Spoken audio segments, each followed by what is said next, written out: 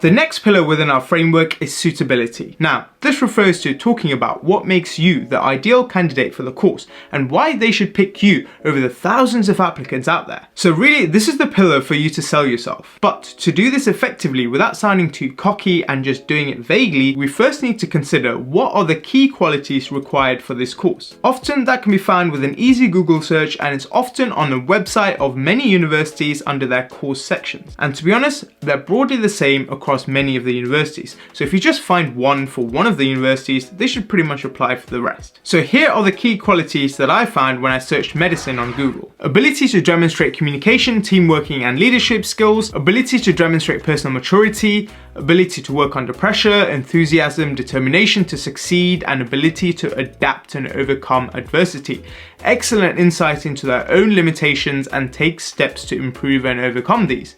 Ability to demonstrate how to escalate concerns and seek help when uncertain. Ability to take initiative and proactively direct own learning.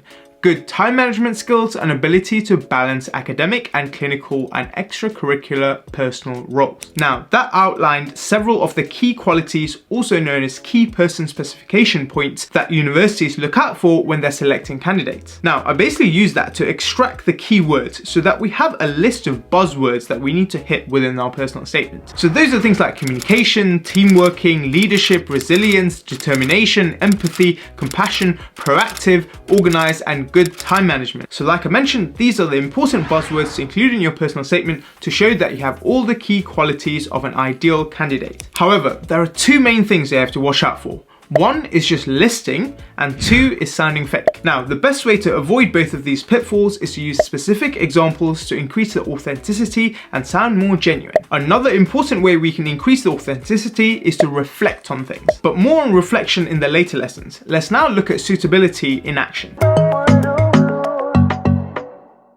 As you know, this complete personal statement masterclass is completely free for you to watch right here on YouTube. But if you're like me and you prefer this information in the written format, then you might like to check out my ebook by clicking on the link somewhere up here or in the description below. This 100-page book concisely contains everything you'll need to write to your very own personal statement using genuine Oxbridge examples. I've written it to be easy to read and designed it to be easy on the eyes to help you access all the key information in the quickest way possible. And you can use the code ULTIMATE, which will give the first 100 people 50% off the book. On top of that, everyone who buys the book will get 50% off the full personal statement video masterclass, which features 20 extra lessons covering how to structure the personal statement, how to get going, how to cut down, what pitfalls to avoid, and lots of worked examples, all of which will help you craft your very own expert personal statement. Now, back to the lesson.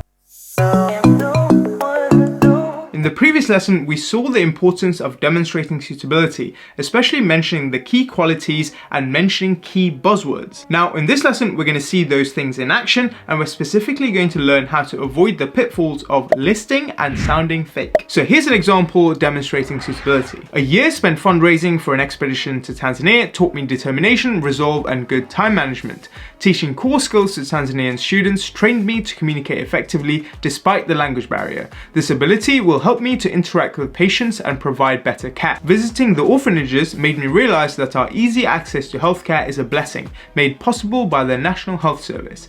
This further fueled my determination to train as a doctor and help maintain this blessing. Notice how this starts with a very specific example of going to Tanzania. That in itself is pretty unique. However, the first sentence kind of falls into this trap of listing. It basically says, determination, resolve, and good time management with no real substance. However, the following sentences do make up for this by mentioning more specific examples about teaching and how that improved their communication and how that will help them become a better doctor in the future. So the structure is actually quite clever. It provides a specific example to back up the key quality that they claim to have, and they cleverly link that back to medicine and how that's going to help them become a better doctor. So this is another great sentence structure to follow when you're talking about suitability. Provide an example, link it to a key person specification or a key quality, and then link it back to the subject. Here's another example of this. I volunteer weekly at an age concerned day centre, helping in the kitchen and serving food to the elderly visitors. This has indirectly prepared me for medicine, developing my skills in listening and dealing with the public. This again uses that exact same structure of providing a specific example, in this case volunteering at the Age Concern Day Centre, then they link it to a key person specification or a key quality, which is listening and dealing with the public, and then they relate it back to medicine. So in summary, suitability is a vital pillar. It helps to show that you have all the necessary key qualities that's going to make you an ideal candidate to study medicine. You should, wherever possible, follow the sentence structure of providing an example, linking it to a key quality, and then relating it back to medicine. Now let's move on to the next pillar in our framework.